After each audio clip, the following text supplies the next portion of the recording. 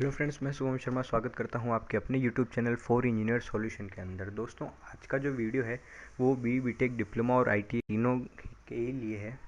यह recruitment NMDC की तरफ से आई है, जो कि मिनिस्ट्री ऑफ स्टील के अंडर में आती है। चलिए आपको इसके ऑफिशियल वेबसाइट पर लेके चलता हूँ।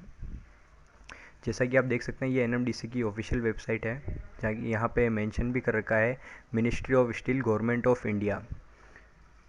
अब आपको रिक्रूटमेंट का ऑफिशियल नोटिफिकेशन दिखाता हूँ। दोस्तों, यह इस रिक्रूटमेंट का ऑफिशियल नोटिफिकेशन है, जो कि 10/5/2021 को ही आ गया था। इसमें लिखा हुआ है कि 15/6/2021 इसकी लास्ट डेट है। ग्रेजुएट अप्रेंटिस, जिसकी 16 सीटें हैं, जिन्होंने 4 साल का डिग्री किया है civil, mechanical, electrical and electronics and minings engineering से की है, वो इसके लिए एलिजिबल है। टेक्नीशियन अप्रेंटिस, जिन्होंने डिप्लोमा कर रखा है 3 साल का, इसके लिए 13 सीटें हैं। Branch electrical, mechanical, electronics and telecommunication, mining, modern office practice management and computer science and application, और programming and systems administration assistant, जो कि आईटीआई वाले, इनके लिए 30 सीटें हैं। अब यहाँ पे कंपनी के कुछ नॉर्म्स लिखे हुए हैं, जिन्हें आप देख सकते हैं।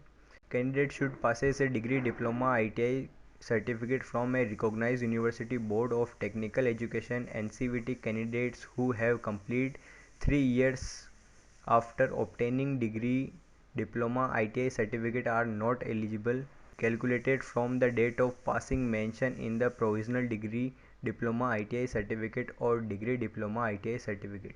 इनका कहने का मतलब ये है कि आपको ये जो डिग्री, डिप्लोमा और आईटीआई आपको पास करे हुए 3 साल से ज़्यादा नहीं होने चाहिए, क्योंकि प्रोविज़नल सर्टिफिकेट जो होता है हमारा डिग्री सर्टिफिकेट, उसके ऊपर हमारी डेट ऑफ पासिंग लिखी हुई होती है, तो वहाँ से 3 साल के भीतर ही होना चाहिए, ज़्यादा नहीं होना चाहिए। Candidate who have undergoing already registered for apprenticeship training under the apprenticeship act elsewhere are not eligible. Candidates with the work experience of 1 or more years are not eligible. इसका मतलब ये है कि जिन्होंने अप्रेंटिसशिप के लिए पहले ही किसी ऑर्गेनाइजेशन के अंदर फॉर्म भर रखा है, या जिन्होंने अप्रेंटिसशिप पहले ही कर ली है, वो इसके लिए एलिजिबल नहीं है। या जिनको 1 साल या 1 से अधिक का एक्सपीरियंस है, वो भी इसके लिए एलिजिबल नहीं है। अब नीचे चलता हूँ, आपको स्टाइपेंड दिखाता हूँ। Stipend payable for month for graduate apprentice, जिन्होंने बीटेक की है उनके लिए 20,000 सैलरी रहने वाली है। टेक्नीशियन अप्रेंटिस के लिए 16,000, और ट्रेड अप्रेंटिस आईटीआई होल्डर के लिए 10,000 सैलरी रहने वाली है। ट्रेड अप्रेंटिस को apprenticeshipindia.org पर रजिस्ट्रेशन होना ज़रूरी है, और ग्रेजुएट एंड टेक्नीशियन कैंडिडेट के लिए mhrdnets.government.in पर रजिस्ट्रेशन होना ज़रूरी है। इसके लिए मैं आपको अलग से वीडियो बना के बता दूंगा कि इनके ऊपर रजिस्ट्रेशन कैसे करना है। कैंडिडेट शुड सबमिट ईमेल, यहाँ पर जो ईमेल लिखी है इसके ऊपर आपके सारे डॉक्यूमेंट को आपको इस ईमेल पर भेजना है। अब वो डॉक्यूमेंट क्या क्या है? आपका एक रिज्यूम होना चाहिए, जिसे आपको वेल प्रिपेयर तरीके से सारे जो आपकी क्वालिफ़िकेशन है उसके अंदर मेंशन करना है, और उसके अंदर राइट कॉर्नर ऊपर की साइड में आपका पासपोर्ट, हालिया पासपोर्ट फ़ोटो उसके अंदर मेंशन करना है।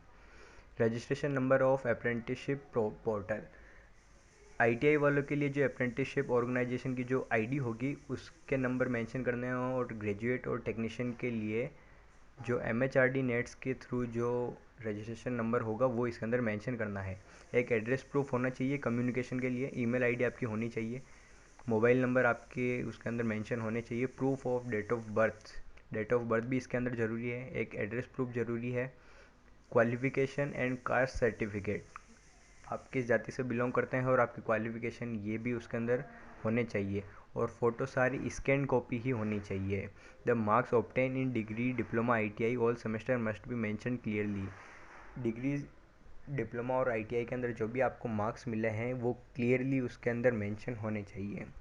तो ये था हमारा आज का रिक्रूटमेंट। हमारे साथ बने रहिए, हम इसी तरह की जॉब आपके लिए लेकर आते रहेंगे, और वीडियो को देखने के लिए धन्यवाद।